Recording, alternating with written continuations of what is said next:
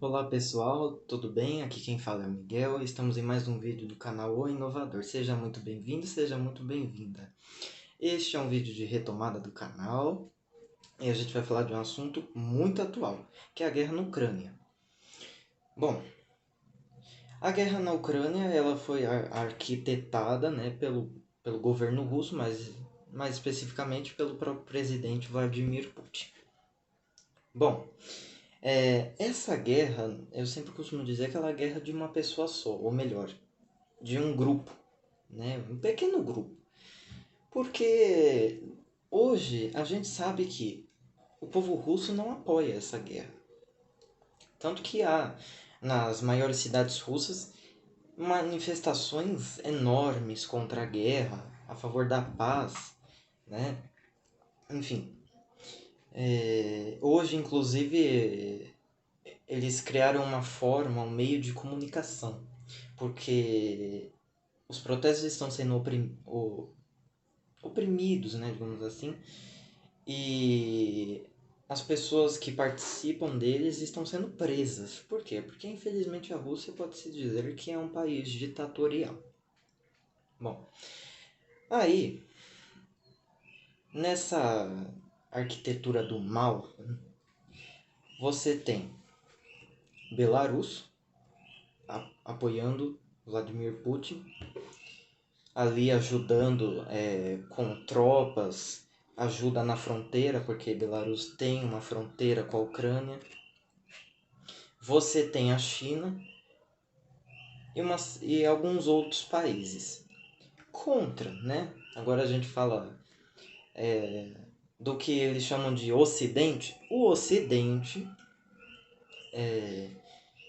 por meio da OTAN, tem tomado medidas, né? Então as autoridades têm tomado algumas medidas, mas não estão sendo medidas muito boas, né? São medidas frágeis. Então são as sanções, as famosas sanções. As sanções são boas? Sim.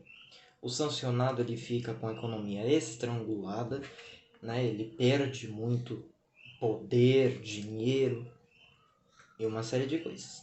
Mas até que ponto essas sanções vão ser nocivas para a Rússia e positivas para quem não é a favor da Rússia? Até que ponto? Levando em conta que o Putin já declarou que pode considerar que sanções são uma ameaça e ele pode atacar outros países. Então, olha só como é perigoso. Mas essas sanções também podem afetar o sancionador, né? Ou seja, o país que está ali fazendo essa sanção também pode sofrer com déficit na economia e uma série de outras coisas. Bom, as sanções elas não estão sendo muito boas, porque quando você sanciona o povo russo, você está sancionando aqueles que estão indo contra a guerra, não aqueles que estão indo a favor. Justamente eles que têm que ser sancionados. Ou seja, a oligarquia russa que é a apoiadora do Putin tem que ser sancionada. Vladimir Putin tem que ser sancionado. O Kremlin, os membros ali, os militares russos, têm que ser sancionados, mas a população não. E aí entra aquela história: como é que eu vou sancionar um grupo pequeno? E aí fica, né? Infelizmente, tem que ser pago o pato, né? A população tem que pagar esse mico, ou melhor, não é mais uma gafe, é um assassinato, né? É uma situação bem mais séria. E aí a gente fica pensando, bom, mas a população russa não tem culpa disso, levando em conta que não é uma democracia. Se fosse uma democracia, tudo bem. Se o presidente eleito, né, de um determinado país faz esse tipo de coisa, a população tem que pagar também, porque a população votou naquele presidente. Agora, se é uma autocracia, ou seja, uma ditadura, a população não tem que pagar por isso, levando em conta que eles não têm poder de opinar e nem de votar. Muito sério isso. Bom, aí desse lado de cá, ou seja, da OTAN, do Ocidente, dos Estados Unidos, da Europa, Apesar de eles parecerem que estão, né, firmes e fortes, eles estão com medo. Claro, por quê? Porque a Rússia é uma potência militar, mas mais do que isso, é uma potência de commodities, de venda de commodities. Então, a Europa depende do gás da Rússia. Sem o gás da Rússia, as pessoas morrem de frio, literalmente.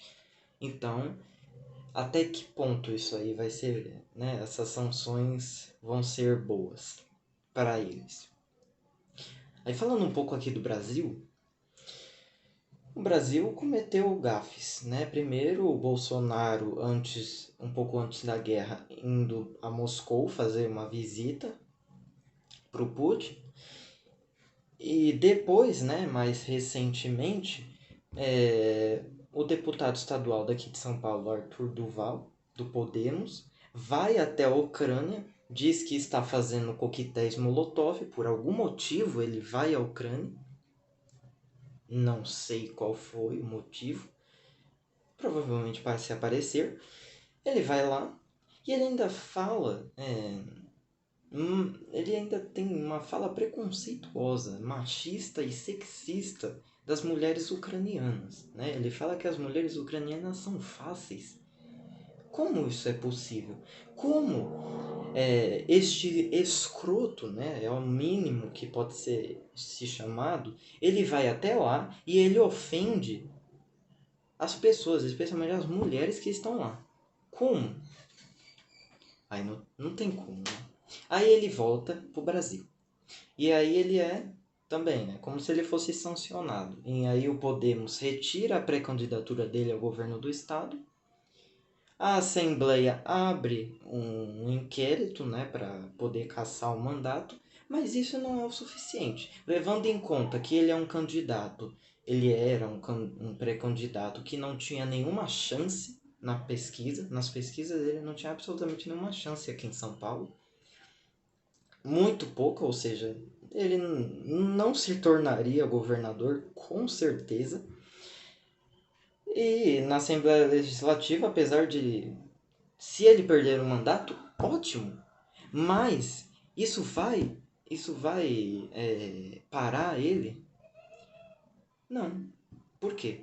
Porque ele não foi preso, porque ele não foi sancionado também.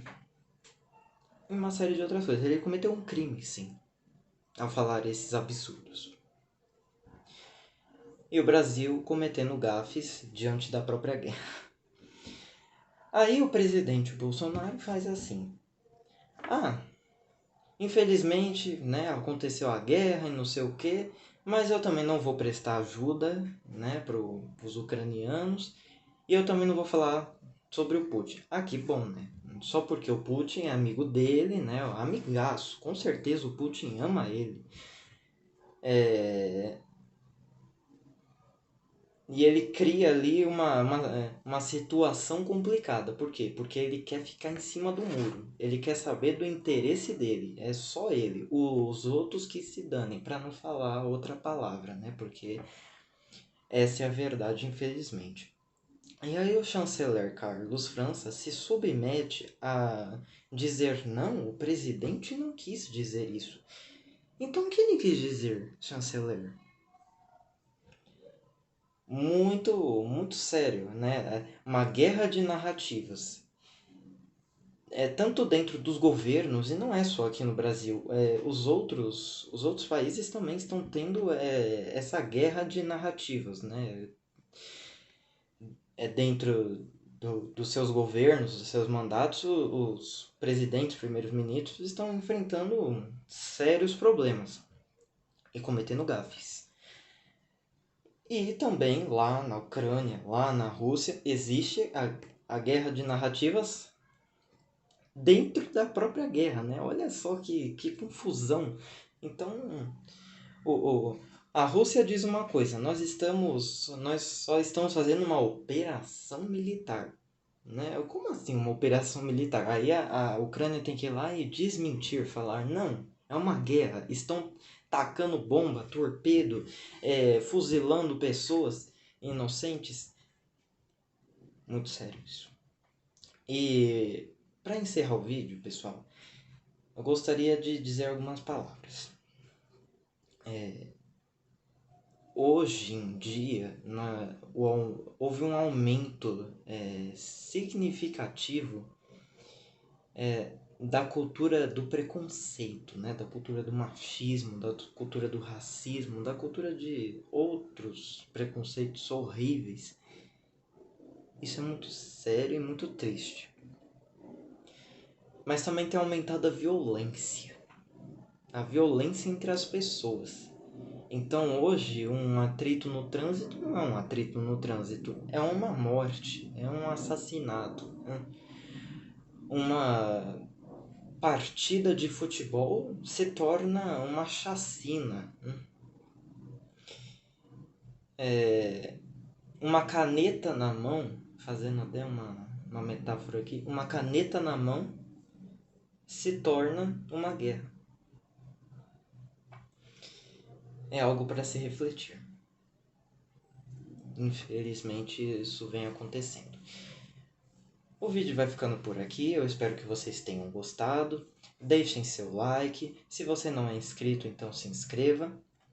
E até o próximo vídeo. Tchau, tchau.